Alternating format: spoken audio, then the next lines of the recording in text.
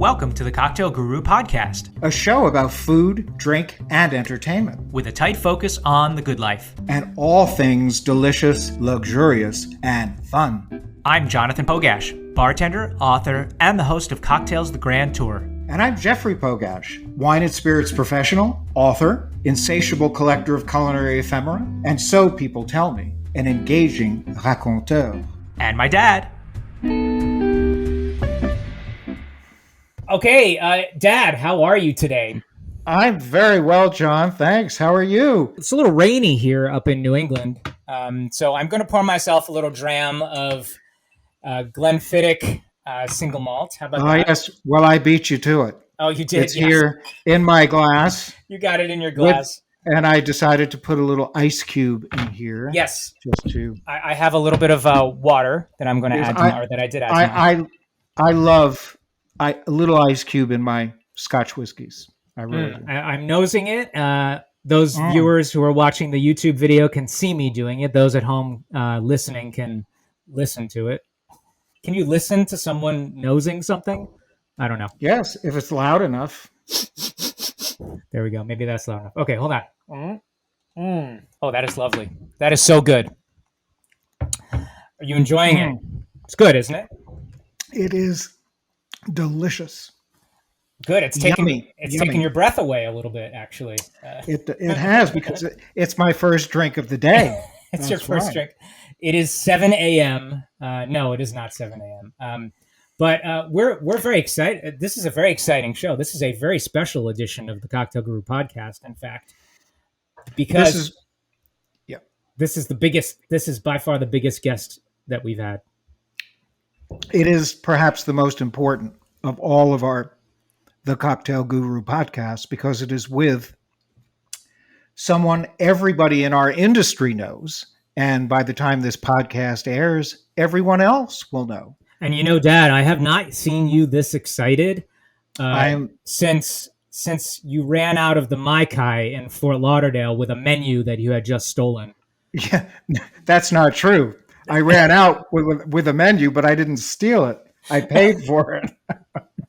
But anyway, I am very excited because we are with the Godfather of the craft cocktail. I mean, there's no disputing that at all. Dale DeGroff is the most influential member of our wine, spirits, and cocktail mixology bartending industry, because he has taught thousands, if not more than thousands, but thousands of young bartenders how to create drinks, how to properly use bartending techniques and equipment. And he has become renowned in our industry, and we are so pleased and proud to have him here, because we've never had a guest like this, and there is no other guest like this. He cannot be duplicated. So, Dale, welcome. Welcome. Thank you very much. He cannot be cloned. Hey, Dale, there he is. I'm here, and you probably think I came empty-handed. Actually, I didn't. I have compliments of Alan Katz, a sample of his ragtime rye. Oh, nice. Bottled up with my little tag around for charity for Tony Aboganan's Helen David charity. Oh, yes. 6-year-old beautiful ragtime rye from New York Distilling Company. Salute, everybody. Salute. Salute. There is something else I wanted to say, by the way, and that is that Dale's, as we all know, Dale's influence on bartending and mixology spans 2 centuries. Oh, not just one. It spans 2 centuries. It spans 2 millenniums. And, okay, he is actually 282 years old. And I don't think that it's an exaggeration at all to state that in a relatively short period of time, he has been the greatest influence on bartending since the end of Prohibition. So it's indeed an honor to have you here with us, Dale. And salute. And, before we get into this, Dale, we have a question for you, and we ask each and every one of our guests on our podcast about their favorite drinks, but more specifically, your stranded on a desert island drink. So what would that be for you? I'd have to have, you see, now I'm glad you didn't ask it with a bottle because I'd have to have 2 bottles, Okay. one of vermouth and one of gin. Oh. You'd be a happy person on that desert island. And now, what do they make with vermouth and gin? I wonder. Yeah, I wonder. That would be a lovely. Now, would it be a 50-50, Dale? That depends on the day, how optimistic I was when I woke up. Right. So if you feel like you have a 50-50 chance of survival, that's where I'm going to have it. If I wake up feeling really down in the dumps, it's going to be like 11-1. Well, I'm a 50-50 sort of guy. It's easier at our age, you know what I'm saying? And I'm older than you are, Jeffrey. I think we're very similar in age. You get older, our martinis get wetter. Yes, exactly. I love a nice wet martini. Yeah, my father always drank dry martinis. You know, from the time I was a kid, he would come home at 6:29 every evening, and the first thing he did was go to his built-in bar, which was in our den, and he would make himself a dry martini. So that's where my experience began. Now, Dad, would he have a dry martini with the cigar that he would chew on? No, he didn't chew. He chewed on the cigar mostly when he was at work, when he was doing crunching numbers. He was a CPA, so he did a lot of number crunching, and that's when he did most of his cigar chewing. Well, when he was older, he would do it at home. I remember him chewing on it at home, watching golf.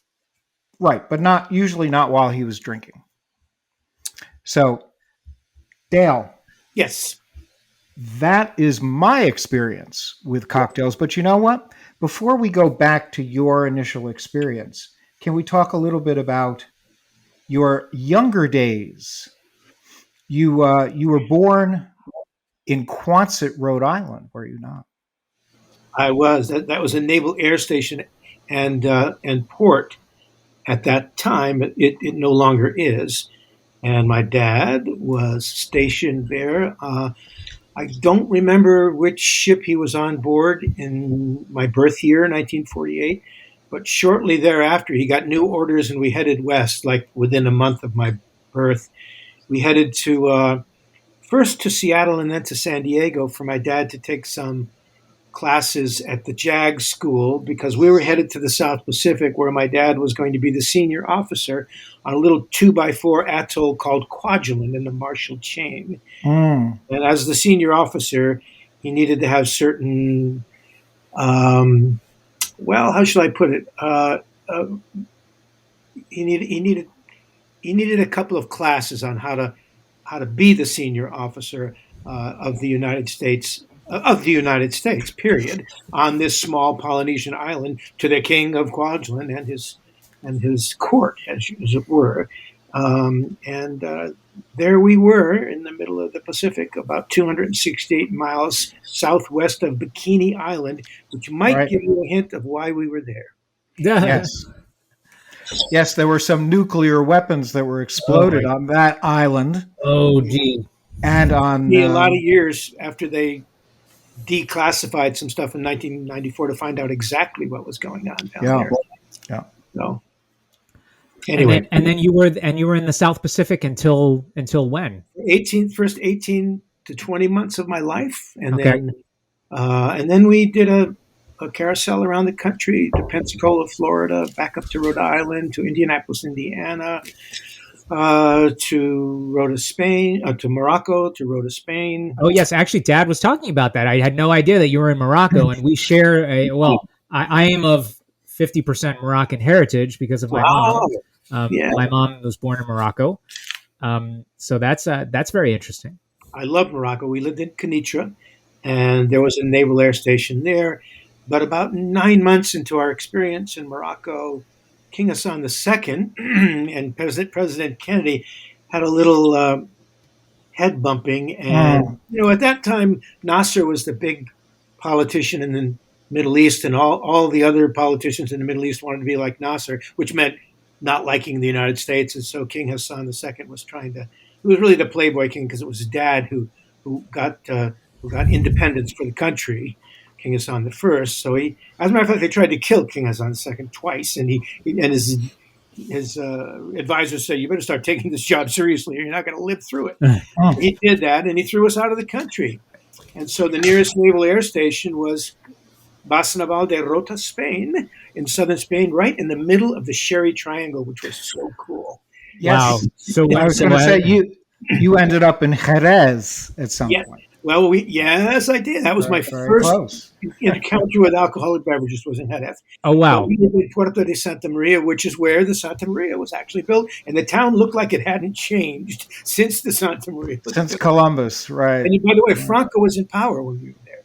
Oh, I'm an old guy. amazing. And, Yeah. it was a different country.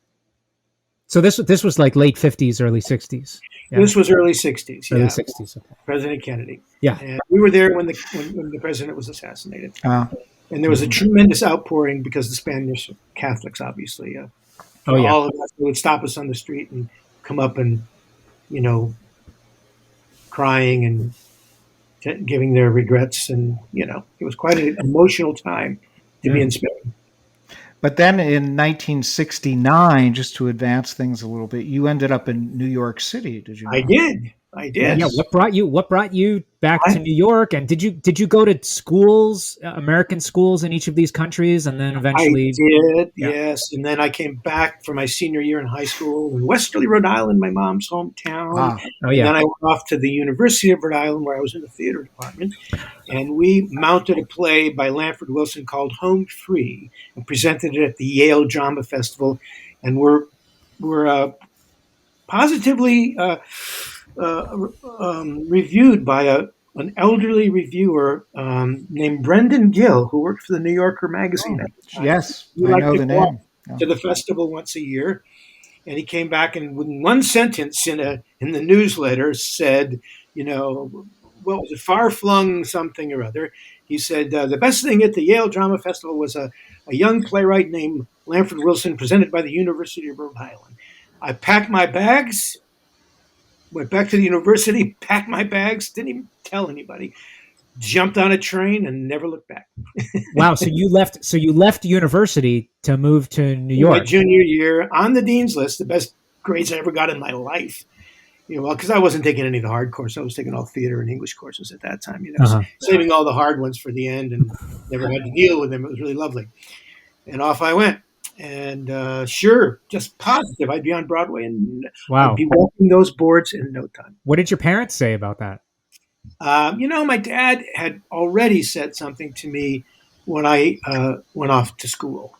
He had been pretty tough as an officer. Being an officer's son can be, yes sir, no sir, and all that stuff. But once I hit 18, he actually sat me down and said, if you haven't learned anything from us or from me, yet, I don't know if I'm going to be able to reach you. So for now on, you're making your own decisions and you're living your own life. And that's what I did. Well, growing up in the Pogash household, if we didn't do our dishes, Dad would say, get down and give me 20. No, that's not true.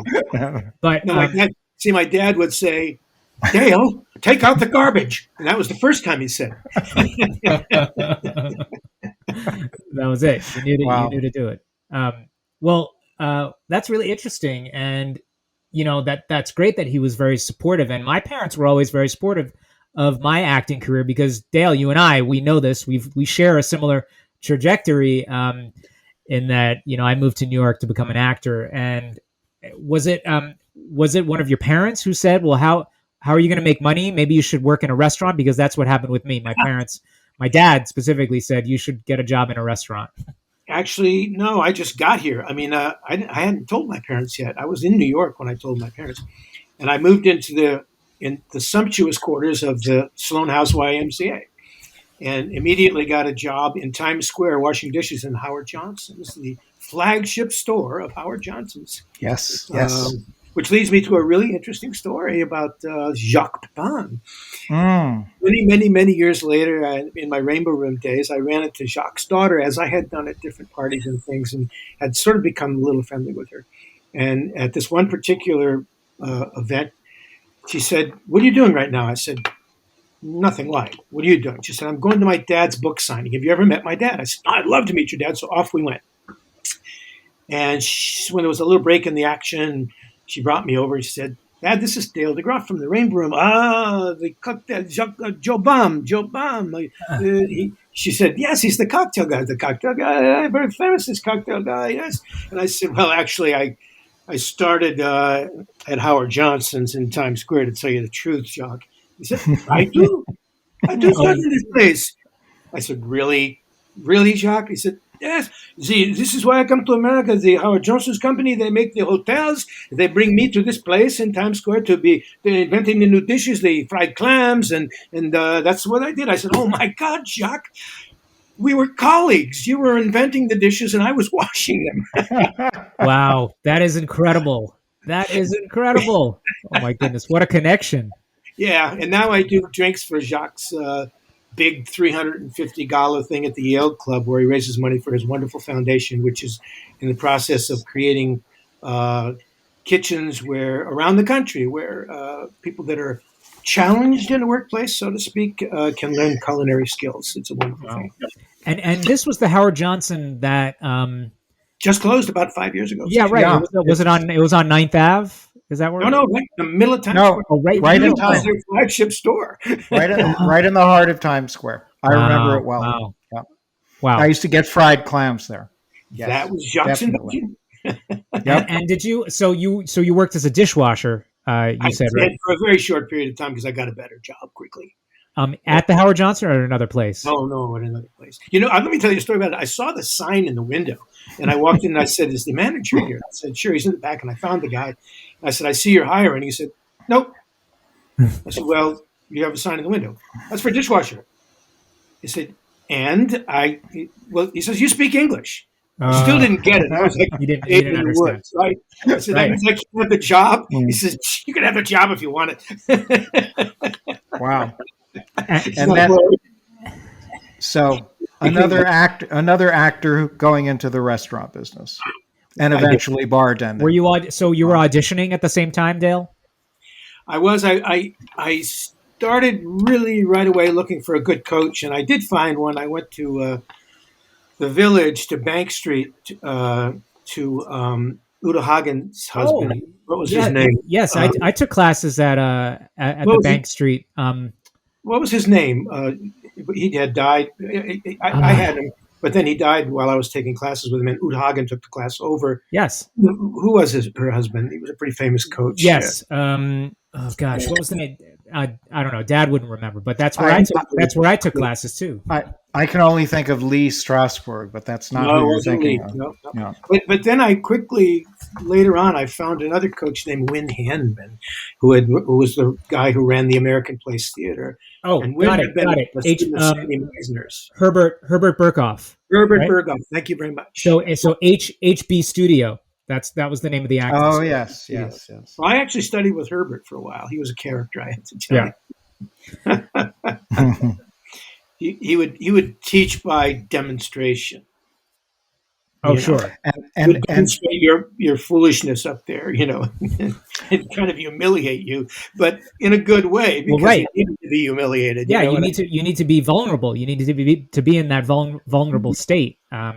It was the same when I took improv classes. I took improv classes at Upright Citizens Brigade, UCB in New York City early on, and I remember specifically there was a teacher who, you would go up with a partner in front of your class, and they would give you a scenario, and you would have to do this improv scene, and it was like a longer, 5, 6, 7 minute improv scene. And there was one time where I was just like bombing, and I didn't, I felt so stuck. I couldn't get to the next place. And I was like, "I'm sorry." And the teacher said, "No, you literally have to just keep going, and you just have to get through it." And then eventually we did get through it, and that was that. It's a tough business because you really have to. I wasn't, I guess able to really let it all hang out in the final analysis. There is a great story about the master Stanislavski, who Lee Strasberg patterned himself after, but Stanislavski was a little bit. He also had a practical side to him. A young actress went to him one time and said, "Master, I'm having a terrible time with a certain effect." And he said, "Well, what is that, my dear?" And he says, I need the cry on cue." There are very many ways to do this. Yes, yes. You can call something painful from your background or from your experience, and if that's too painful for you, you could maybe think of a friend who's had an awful moment in their lives. And if neither of those things work, you can pull one hair out of your nose. Yeah, well, right, for sure. Or you can, you keep your eyes open for a minute until they start to tear.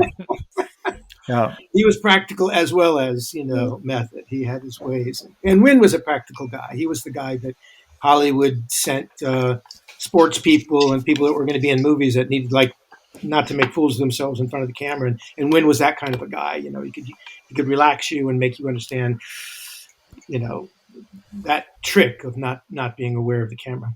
And did you get gigs? Would we have seen you in anything?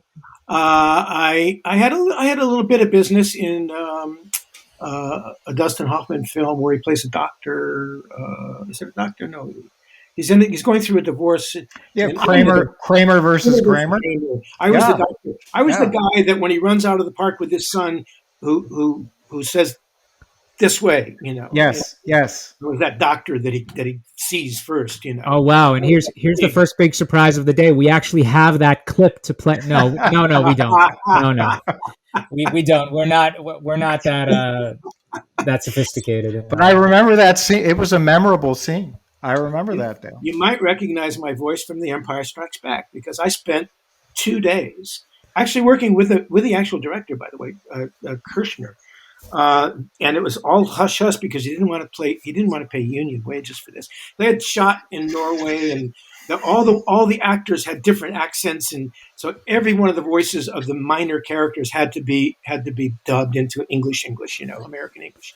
And so they hired us, a bunch of actors, to come in and do things like evacuate, sector 4, all this stuff. You were like doing it. Oh my gosh. Looking at the big screen, so you'll hear my voice in all those big hustle bustle scenes when they're jumping on their airplanes and whatever. There's like a stormtrooper voice or something. Yes, right. Oh, I did different voices all day long, and he was terrific to work with. He said, just look at the guy on the screen, and we had to lip sync to these guys on the screen. It was a trip. That's incredible. Well, obviously your studies with Uda and at HB paid off in a big way. Must have done. Yes, because many other famous people, Dale, just like you, have graduated from that school. I tell young actors, and I embarrassed the hell out of my son Leo when he was a teenager one time when I said to a bunch of, not actors, bartenders, I said, you guys should really be taking jazz or ballet. And they're all looking at me like I'm crazy, right? Yep. No, I'm dead serious. Yeah. Because when you're behind that bar, you need to not just have control over your voice and over your skill. You need to have control over your body. You need to move with efficiency and grace. That's what you need to learn. You learn that by being a dancer. And they would all just sneer at me. I said, I'm telling you. You're absolutely right, and I learned that from you, Dale. And when I do trainings for bartenders, I have a whole entire section on maneuvering behind the bar, and I always tell them act like you're a ninja behind the bar. Exactly. Really, like you're a stealth ninja, and you are dancing with that other bartender. Or those 2 other bartenders, depending on how big the joint is. You really are dancing all night long. Yeah. And you don't want to be banging into each other all the time. It's communication, eye contact. Yeah. Bars in New York have such tiny back bars. I mean, you go out in the country where, space is no problem. There's a big, wide back bar area, but not in New York. I mean, they want that front of the house to be making money, and so they make the back of the house smaller and smaller, Oh, yeah. Now, one of your first bartending gigs was in California, was it not? No, actually in New York. My very first bartending gig, and it's a really good story. I wish I thought I told you this story. I was a waiter at Charlie O's, and not the Charlie O's that opened up all around the country. The Charlie O's that started the whole thing in Rockefeller Center. Yeah, that's Joe Bond restaurant. The one I used to go to, yes. And I was a waiter there. I mean, I had been a waiter at a couple of fancy places. I moved into some fancy waiting jobs and doing some tableside and stuff like that.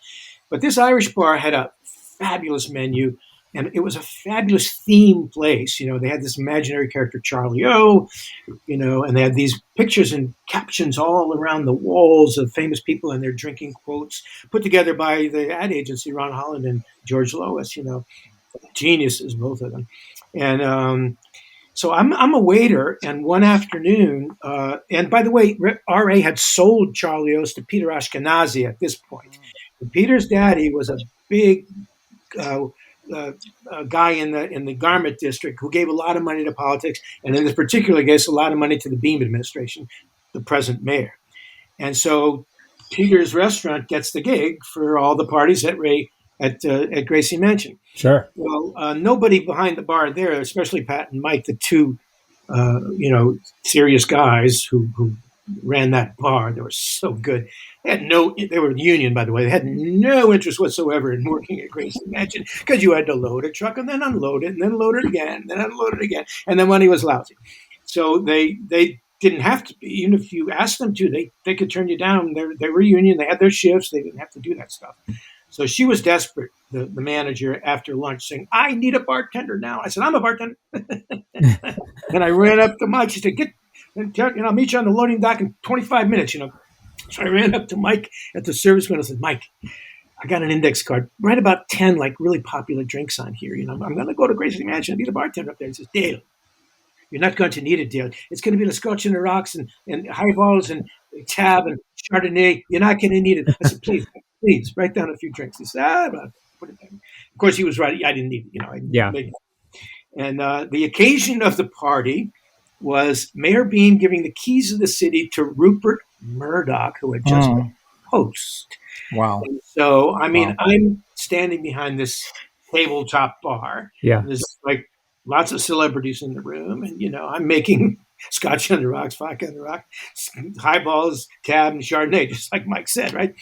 And but really feeling good about myself, Well, later down the road, I did several of these parties at Gracie Mansion, and then Mike says to me one day, "The guy who's at the service window is leaving. The service window was only occupied during lunch and for a short period in the evening. He said, if you want the gig, it's yours. And I can give you Saturday too. And you'll be alone Saturday." I said, "I'm in. I got it." And I got to work with these two, and they gave me two stools right next to the window, the service window. Mm-hmm. I got the first two stools. So, which nobody sat at because they all wanted to be with Pat and Mike. Right. The place filled up. It's an amazing bar. And it was such an amazing experience. And I just had the occasion to speak to Mike, who's now in his 80s. So I called Mike and I said, "Mike, I'm doing this." And then I interviewed him for 3 hours. And he told me the story of the Irish coffee because Downey over on 8th Avenue put it in as soon as some friends of his from the New York Times who were drinking at his bar said, "There's this thing happening out in San Francisco. You ought to put this on your menu. It's hot as a pistol." Sure enough. And then the World's Fair at 64. He gets the Irish Pavilion, and what does he make? He makes Irish coffees. Now, meanwhile, Mike is working up at a Blarney Stone, but drinking in there with the bartenders at Downey's, one of whom was Frank Conifrey, who later went to P.J. Clarkson. Frank says, "You ought to work in here." And he says, "Let me introduce you to Downey." And Downey says, "Geez, I can't use you. I got a full boat here, but I got this thing coming out at the fairgrounds. You want to work out there?" And he said, "Sure, I'll work anywhere you want me to work." So he puts them out there at the bar, and they're making just thousands of Irish coffees a day. Wow. Really. That's all they're making. And then shots of Irish whiskey, I guess. Yeah. And this goes on for a couple of years. And then he hears about Joe Baum opening Charlie O's. He was, as soon as, because Joe did the restaurant up on top of the thing. Joe did that. Restaurant Associates did that restaurant up on top of the tower. Right. Out at the fairgrounds. And when Mike put in a resume to Joe and he saw that he had worked the Irish Pavilion, he took him in a second because he wanted that Irish coffee at Charlie O's. Yeah. Well, that's amazing. And what is it? So when did you go out to LA? What brought you out there? I couldn't get the insider's price on my co-op apartment. I'm dead serious. Really? So you wanted to buy my landlord. I've been there 6 years. Oh, wow. And my name wasn't on the lease because Frank Sinatra Jr.'s bass player had to get out of town fast because he was dealing drugs out of the apartment. Something happened. And he never came back. Who knows what happened? Huh. But anyway, when the building went co-op, it was one of those great pre-war buildings on the corner of 800 West End Avenue and 97th Street. Beautiful building, beautiful apartment, Yeah. Big sunken living room, eat-in kitchen, blah, blah, blah. Really lovely. And $19,500. I'm like, I'll borrow the money. I'm buying this place, man. And he says, no, it's $27,000, whatever he said it was, but a lot more, And I said, well, wait a minute. He said, yeah, your name's not on the lease, pal. And I said, And I bought a 1969 Dodge Dart, and they packed up my dog Sally and my girlfriend Ann, and off we went. On a 3-week jaunt across America, getting a new water pump in Florida, getting a new alternator in New Orleans. We worked our way from gas station to gas station. Yeah. And did you think that you would work, like get audition and get acting gigs? Yeah. Absolutely. And I did get in with a really good theater called the Cass Theater. I mean, no, I did a play at the Cass Theater, but I got in with the theater in the Valley, where a lot of TV guys wanted to keep their chops up and they would do scene work, but people who were in shows on TV. So I got to meet a lot of people, and that's how I got the voiceover work and stuff like that. But I was looking for work, and but the second I got to town, somebody told me, a friend from New York, that they had just fired the day guy at the Hotel Bel Air. Oh, the Hotel Bel Air. I rode my little '69 Dodge out and valet parked it. Yeah. Walked over the arched bridge over the Swan Pond and saw the little tiny sign for the bar. It was all bungalows, you don't really walk in when you enter that hotel. And I went in, and there was Jim Kitchens, this big red-faced Irishman behind the bar, and he looked like a substitute teacher, but that's exactly what he was. He was the executive bartender. He did not want to be there in the afternoons, And so when I told him I had heard that he fired the day guy and you needed a man, he said, I could see that you were supposed to probably get a resume and do that whole thing, but there were no HR departments then. So he was sort of boss. He was the boss, And that's one of my all-time favorite places. It's the Bel Air, an institution in America. It's incredible. And that was the old hotel. It's owned by it's part of the Drake collection. Yes, but all of my Joe was still alive. Joe Drown built it, and I worked for him. What is that? What is that? Dad is showing.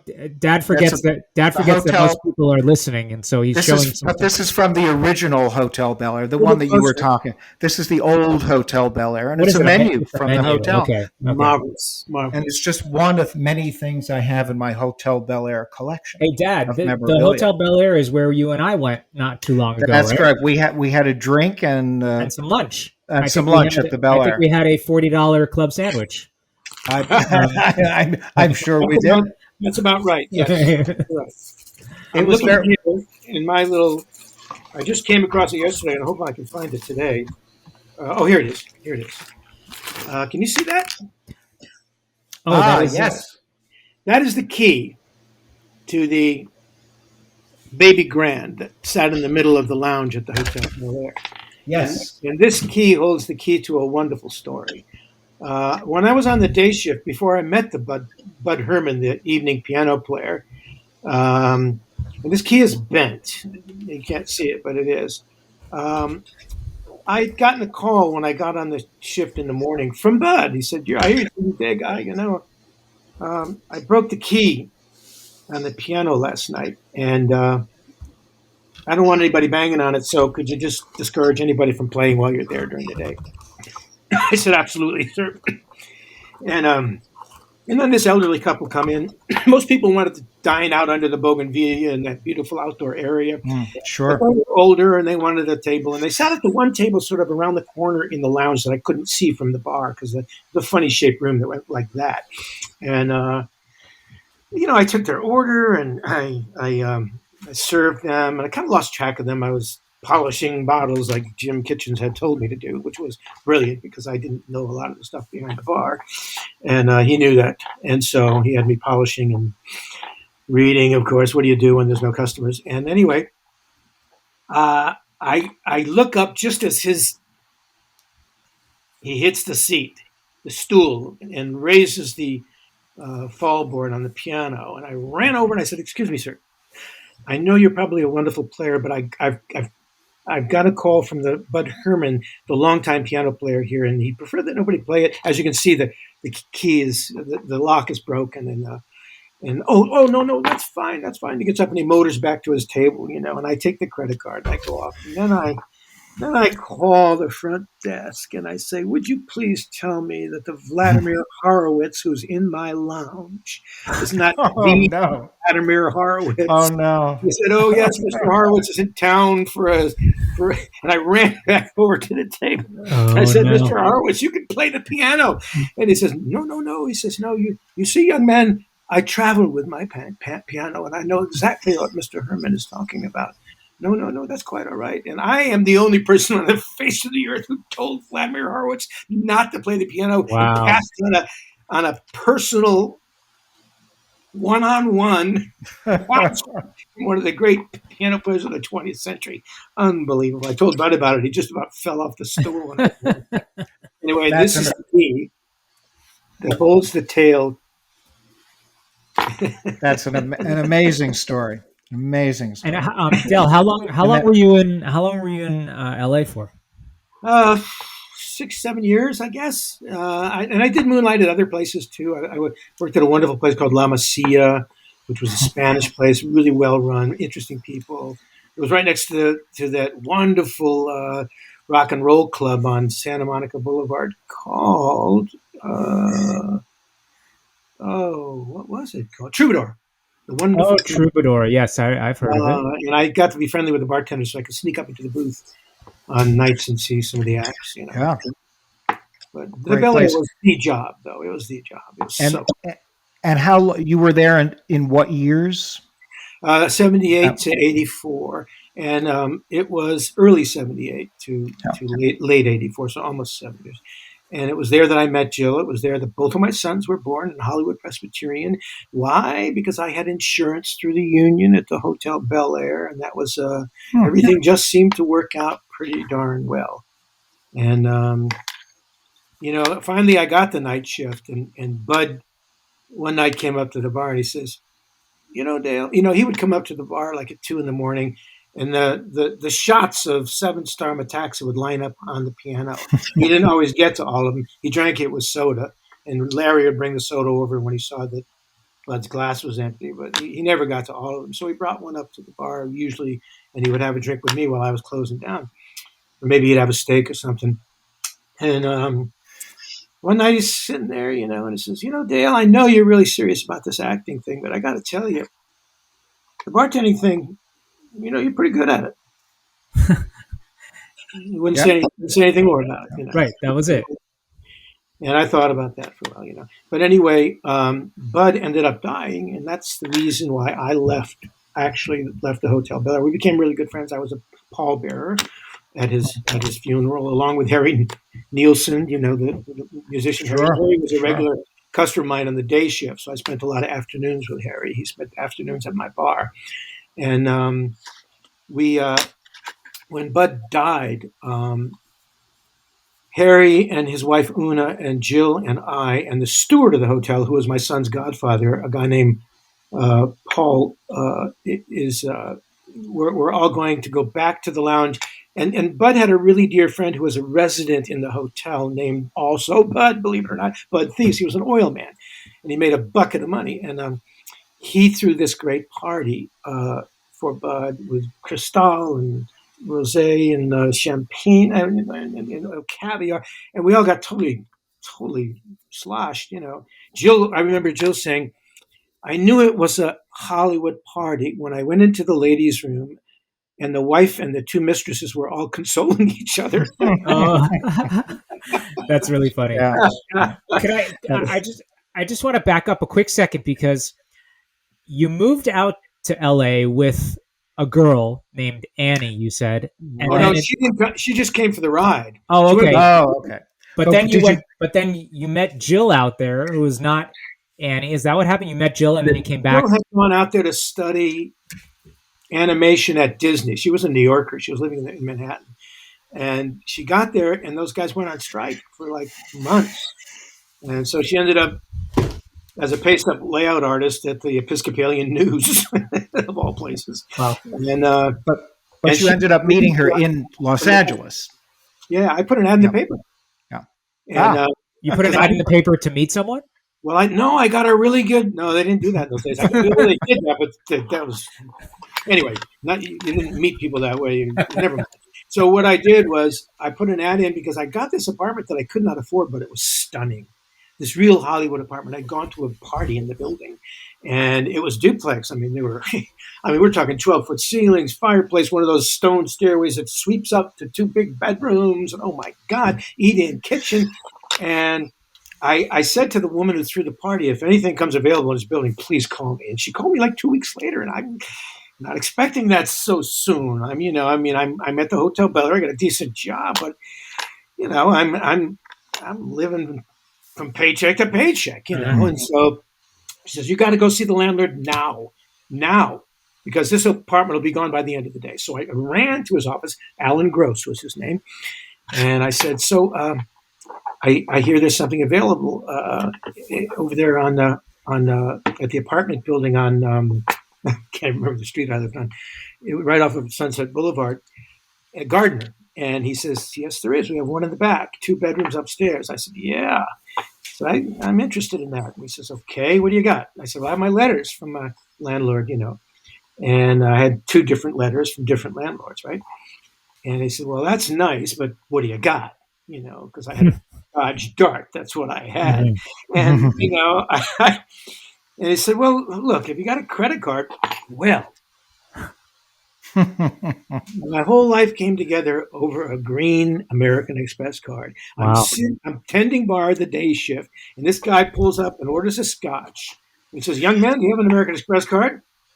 And I said, in your dreams. Now, in those days, having an American Express card in 1978 meant something. You didn't get them. You had to have credit to get this card. It wasn't like today where people are giving away credit cards. You had to get a credit card in those days, and you had to have credit to get it. And I laughed, and he just said, well, write down your information here. You work at the Hotel Bel Air, and you don't have an American Express card. He wanted the bartenders to promote the company, of course, And so 2 weeks later, in the mail. So I whip out my American Express card and show it to Alan Gross. He says, okay, so you work at the Hotel Bel Air. Great place. I love it. You have an American Express card. You're in. I want $450 now, $450 and then $450. So I needed $1,350. It took this episode is brought to you by American Express. It's everywhere you want to be. It took me 5 years from the time I got my first job to get an American Express card. I'm telling 5 you, years. It's not easy. 1977 is when I got the job. I didn't get the card until 1981. Well, if it hadn't been for that, I would not have gotten Jill. I would not put the ad in the paper. Wow. She answered the ad, she called me up. She said, oh, I thought Dale was a girl's name. I said, it is a girl's name, and it's a guy's name. Too. I'm looking really for a female roommate, and you were like, no, don't worry. I won't try anything. No, Anne was visiting my New York roommate. Oh, there's a love triangle. So I said, come over. My girlfriend from New York is here, and my dog Sally is here. It's going to be safe, And so she comes over, falls in love with the apartment, moves in, and went back to New York. A year later, we got married. Wow, it's like a premise to a sitcom. I never laid a glove on her, and I sold the place to her by telling her that you only had 2 kids. Right? No, I mean in the early days. What sold the apartment was there were 2 celebrities that lived in this apartment. Marge and Gower Champion, before they were starting out, had this apartment, and Charlie Chaplin rented the apartment for his mistress. Oh, wow. And these were true stories. Alan Gross, the landlord, told me. He said, you're moving into a pretty special apartment back there. Wow, that's amazing. Isn't it crazy? And so you met Joe, and did he suggest that you go back to New York? Is that what happened? Joe Baum? Yeah. Oh no, I had met Joe Bond when I worked at the ad agency before I went to LA. Oh, right. Okay. I worked for the guys who did his advertising, and that was my best friend's older brother. And I had dinner at table with Joe, not as a pal, but as one of the hangers on at a table of 13 when Joe was tasting the menu at that wonderful place on 33 West Toyd Street called Spats, which was one of Joe's failures. So I tabled him more than once because of Ron Holland, the partner in the agency, was the copywriter who did all of Joe's speeches and Joe and was kind of a confidant of Joe's, and Joe called him up for a lot of stuff beyond the advertising, and he would write these speeches for Joe, which he would never use. He would just talk and he'd put the speech down and then he'd whisper into the microphone. Totally different stuff, but that's how I met Joe. But no, I got a call. I was going to move up. When Bud died, the steward of the hotel, Paul Camardo, had moved back up to Berkeley where he had come from, because their dream, his little group up there, they called themselves Le Clan Ordinaire. They all came from Boston. He went to Harvard. He had a degree in philosophy. All he wanted to do was make pizza. And he went back up to Berkeley to do exactly that. They were going to open a restaurant, and they wanted to have a bar. And I said, Paul, I'm in, And when Bud died, I called up and said, Paul, I'm coming up for 2 weeks. I'm going to hang out, look for a job up there. I'm leaving Jill and the boys down here. And he said, great, because we're just looking for a location. So I get up there and I spend like the whole week going from place to place to place looking for a bartending job in a hotel that has union insurance, with the lines. I mean, 15 people would have to die, and there was already 150 people waiting for those jobs. It was not going to happen. So I said to Paul, I got to get something that has insurance. I mean, I got the kids, and my best friend Jerry Holland called me up and said, call Ron right away. So I called Ron, and Ron said, Joe's opening a place called Aurora. He needs a head bartender. Call him up right away. And so I called him up, and he said yes, and gave me an appointment. So I ran back, I got back there, packed up the place and everything, sent Jill and the boys back ahead of me so I could work a couple more days, make a little bit of money. And then I had an interview with Joe, and then an interview with Ray Wellington. And that's the interview where Joe said to me, I want a 19th century classic cocktail program. Go get a book by Jerry Thomas called How to Mix Drinks, that old story I told. Yeah. And that's when that happened. And then he ended by saying, and I want you to tell the stories, because he knew I knew Ron and sat around listening to Ron telling the stories, and I could tell the stories too.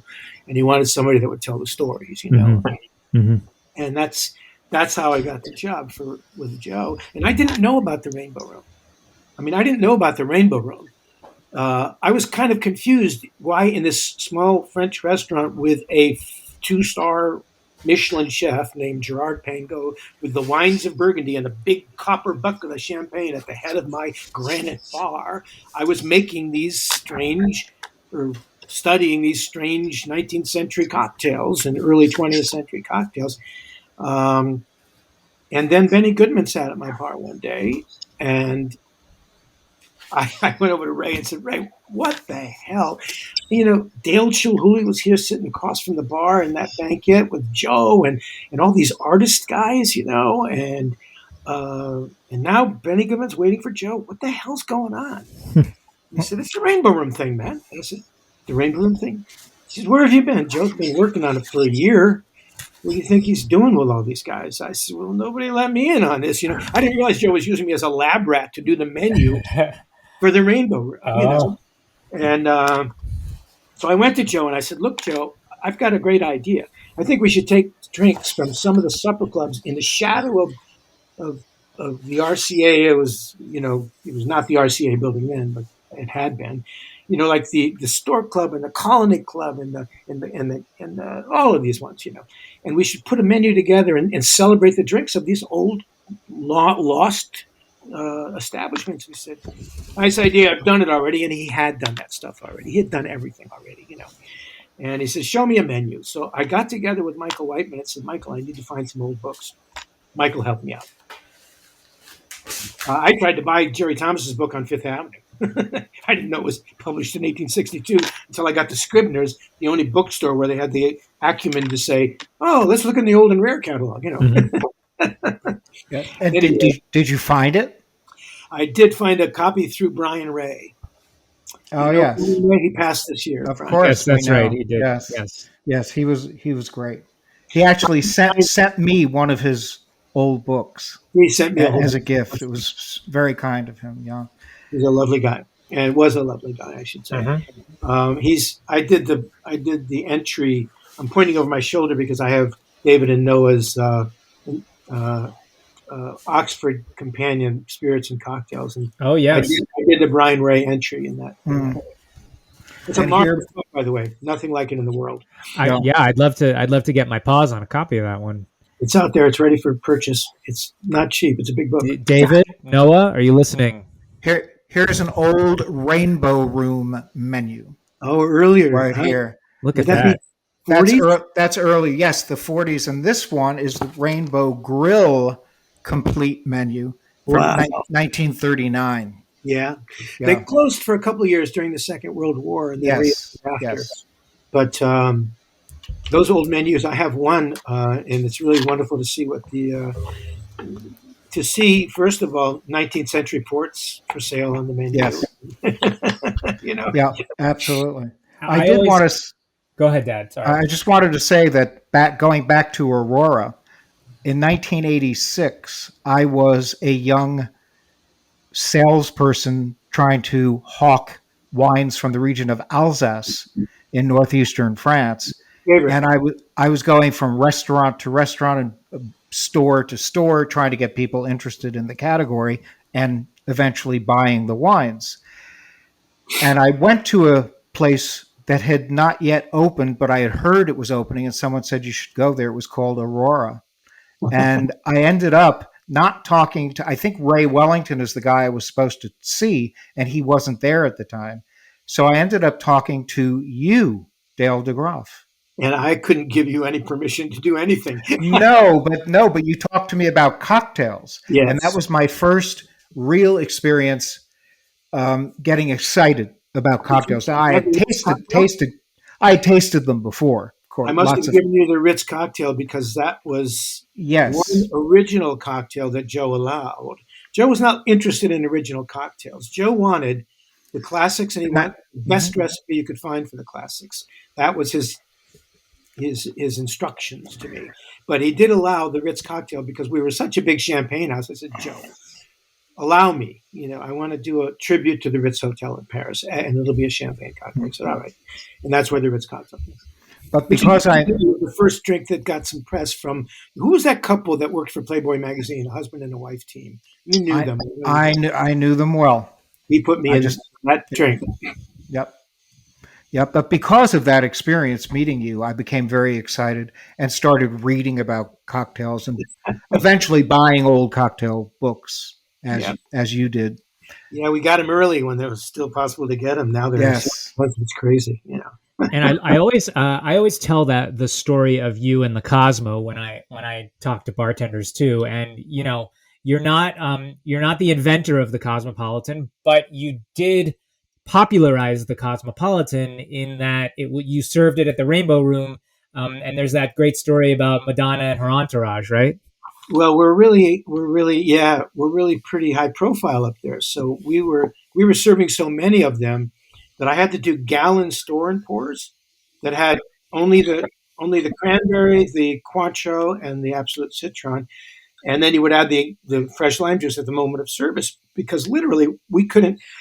The service bar, there were 125 seats in that lounge, and the service bar would go through these gallons of the mix in an evening, like several of them. So if they had to do it a la minute, it would have been impossible. We also did that with the Singapore Sling. Any drink that had multiple ingredients that were possible to batch. In other words, you couldn't batch anything fresh, obviously. Mm-hmm. But we did the Singapore Sling, all the liquor ingredients. We did, what else did we batch? Anyway, it was the only way we could get over with that kind of volume we were doing, up there. Yeah, and Madonna, that was I want to say it was the Sony party, but I looked back and did research on this. I think it was Grammys. You had said it was Grammys, right? Yeah, but I think it was the Sony Grammy party. But right. Okay. I looked it up, and it must have been a different record company because I couldn't find it under that. And what happened was there was a AP photographer that shot her drinking a Cosmo that night, and because we were serving them at all the bars, and he called me up because they all drank second shift at my bar was full of AP guys. They came up there for their lunch break, Mm-hmm.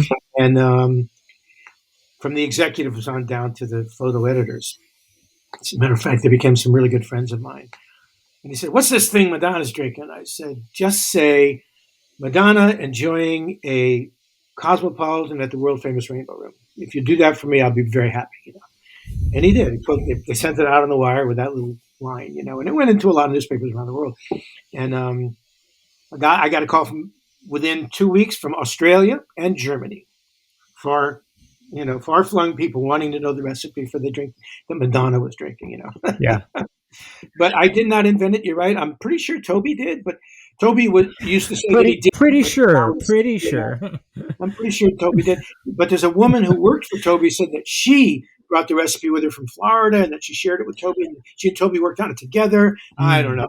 It's shrouded. It's the action there. Shrouded in mystery, but your name is forever associated with the Cosmopolitan. And I think Toby probably was the guy. Yeah. He said it was just a shift drink when he threw it together. The original drink was not good, by the way, because it had Rose's lime juice, right? Really sweet triple sec. And it was nasty and sweet. Right. I had it at the Fog City Diner for the first time out in San Francisco, and it was awful. Yeah. So I think at this point, because you said that, we have to say that you were one of the very first to require fresh ingredients in all of your cocktails. That's one of the things you're most famous for, I'd say.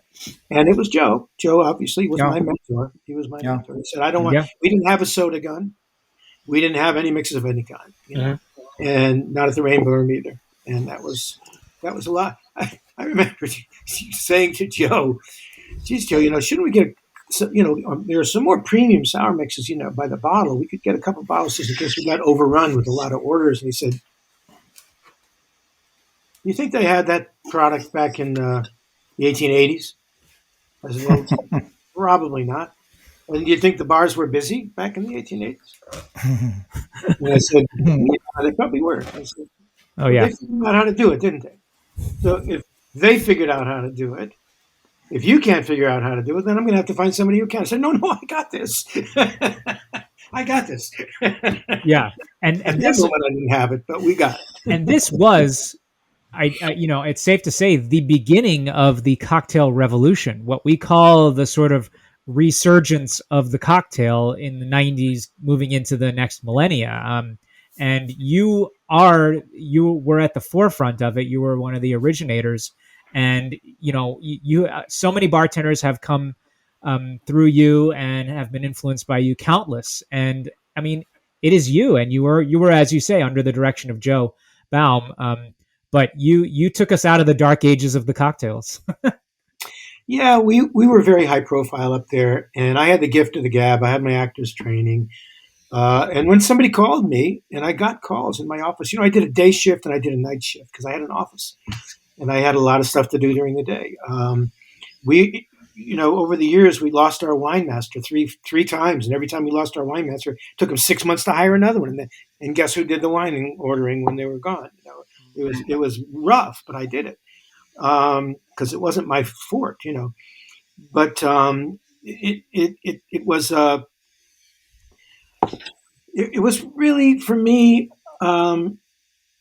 about making this job of making it okay to be a bartender again, because so many people looked at the bartending profession as something your uncle did because he couldn't get into college. Mm-hmm. After Prohibition, it was a gangster profession. We got over that after 2 generations down the road, but still it wasn't considered, a proper profession if you really wanted to have a proper profession, And parents weren't looking for their sons and daughters. I mean, I wrote in my first issue of Craft, I said, there are parents out there who I know are gunning for this guy, Dale DeGroff, who who made their son quit law school in the middle of and go off to become a bartender. Yeah, because you made it into a viable profession for young people like Jonathan. There are ways to make a living, just as Jonathan is doing so adeptly, because there are people that need people like Jonathan. There are people that need somebody who knows lots about all kinds of beverage. And I'm talking coffee, tea, all the way down to the Far Eastern beverages, all through the cocktails, how the spirits are made. If you are that person, if you know wine too and everything, there are major corporations around the world that have resort properties that need a guy like you, and they're willing to pay six figures for it. So there was never that was never possible before. We didn't have that. Brian Ray's the guy who broke apart Food and Beverage Manager for the first time and became a beverage manager, a professional beverage manager for the United States Navy. He traveled to every Navy officers club in markets around the world, figure out where the waste was, where the shrinkage was, and he talks about really starting from the bottom up and writing the job description of beverage manager. And what is happening with young bartenders now is they are that. They know all beverage, if they're really good and they educate themselves, which they can do online, and sure, courses and get their sommelier and whatever, if you want to go that route, you can make money, good money. And they read amazing cocktail books. Yes. And that one there is a little bit old, long in the tooth. This is a little old. This is Dale's older edition of The Craft of the Cocktail. Yeah. And it is inscribed to me. Yeah, the new Craft of the Cocktail. You've got the new edition of your Craft of the Cocktail. But yes, I would advise them by that. The revised edition. Yeah. Yeah, and that's been out for a couple of years. September 2020. Mm-hmm. So just moving into 2 years next September. Do you remember this? Oh, yeah. Dad is holding up something that looks like a board game. It's called Tools and Techniques from the Da Vinci of Drink, Dale DeGroff's Martini Kit. Yeah, a little before its time, I'm afraid. Wow, the Da Vinci of Drink. Well, this was being promoted in my local wine shop, which was a Total Wine and More shop. Yeah. And this was stacked up in the front of the store. And I said, well, I know that guy, so I'm going to have to buy at least one of these. Well, we never made money. As a matter of fact, we lost money. We actually ended up selling those kits, pennies on the dollar, to a liquor store chain in Alaska.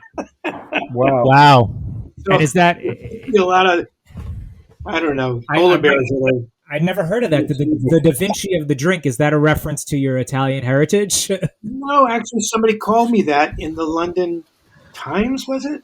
When I was working in London from 2003 to 2008, not living there, but there a couple times a month as the cocktail director for the Match Bar Group. And so I had I was also the face of the company and doing a lot of interviews and stuff like that. And I got called the Da Vinci of Drink. I got called the Billy Graham of Holy Spirits. What? That one is incredible. That's an incredible one.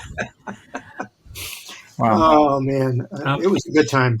And then also your wonderful wife, Jill. Here we go. Yes. Gaz Reagan right there on the cover. There's Gaz.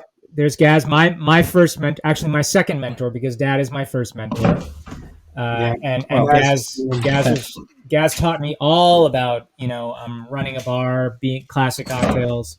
And he taught me the business because I worked for him for quite a while. And he taught me how to ask for sponsorship, which has grown. That is literally, everybody, that is what has grown my business and what has allowed me to make money. Yeah. So that painting by Jill of Gaz, the occasion of that was Hendrix did a bartender's croquet tournament, right? Oh, yes, that's right. So the finals of the United States were in that indoor greensward on the East River. Actually, they were supposed to be outdoors, but they moved it indoors onto this like artificial lawn thing and set it up there. and Gaz was supposed to be my partner. We were partnered up, we were going to be playing the finals for New York, representing New York. And Gaz comes up to him and says, "Sorry, mate." And there was this really great looking girl on his arm. He said, "I've got a new partner." Like, oh, okay. So I found Charles Hardwick. So Charles, And I said, "You got a partner?" He says, "No, it's me and you, kid." So guess who wins? Charles. We kicked everybody's butt. What we won was a trip to London to the finals. And I said to Charlotte, "Charlotte, I can't travel without my caddy." She said, "What do you mean your caddy?"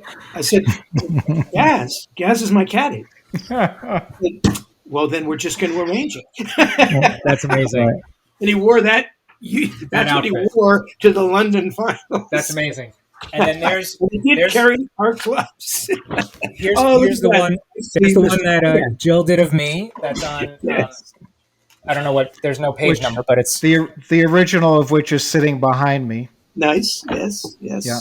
And also, as a tribute to Jill, I wanted you to show. This is her version of her husband, Dale DeGroff. Oh, there it is. Oh, yeah. That's a great. But that's the bottles as the skyscrapers. I love that. That's awesome. Yeah, this is fantastic. Jill's not here, but I expect her any minute. She's out doing errands, and it's pouring here. And you guys, where are you in New England, Boston? Yeah, I'm in Massachusetts, and it's pouring here too. And you're not too far away now. You're in Rhode Island. You should come. We have it in the summertime. You should come. We're really near the shore. Some beautiful beaches, and Leo has a boat. And Leo got a little fishing shack down here too. Oh, cool. Yeah, and Leo is a contemporary of me. He and I think are similar ages, and he's in the business. I'm in the business. We both followed in our father's footsteps. Yes, indeed. Leo's out in Houston right now, building bars for a training event that he and Andy, I guess. The event itself was postponed because of the tragedy in Houston, but he's designing and building bars for a future date. But next time we do this, we'll have to get you and your son. That would be fun. That's why he couldn't come, because he's so much on the road, but we'll figure it out. Yeah, that would be great. We'll do a father-son duo episode, and we could keep, Dale, we could keep talking and gabbing away and dissecting the industry, but we're just about out of time, and this... I know it flies by. It really does. Just like that. It means we have to do another show, another episode. A lot of fun. I'm glad we got to, tell some stories, and the old quote from Gertrude Stein: "Ask me no questions, I'll tell you no lies." Right. That doesn't go for me. No. It's amazing. It's great to see your face, Dale. Hopefully, we'll get to hang out in person, share a drink very soon. I'd love you and the family to come down and stay here some weekend in the summer. Even in the winter, but it's much more fun in the summer. Yeah. We had a great old house. It's a lovely old thing. My grandfather worked on it. Oh wow! Yeah. Wonderful. Well, very cool. Well, thank you very much, Dale DeGroff. Thank you, Dale. We will have to do this again because we are just scratching the surface. Well, we have so many more subjects to cover. Thank you, Dale. Being in the room with you at the you took me at the Russian tea room when your first week on the job. Was it really my first week? I went in for lunch. that was an incredible experience. Awesome. Well, thank you so much, Dale. Thanks, Dale. Bye-bye. Bye. That does it for today's show. To learn more about future guests, visit thecocktailguru.com or follow us on Facebook, Twitter, or Instagram. The Cocktail Guru podcast is produced by First Reel Entertainment and distributed by Eats Drinks TV, a service of the Center for Culinary Culture, home of the Cocktail Collection, and is available via Anchor, Spotify, Apple, Google, and wherever fine podcasts can be heard.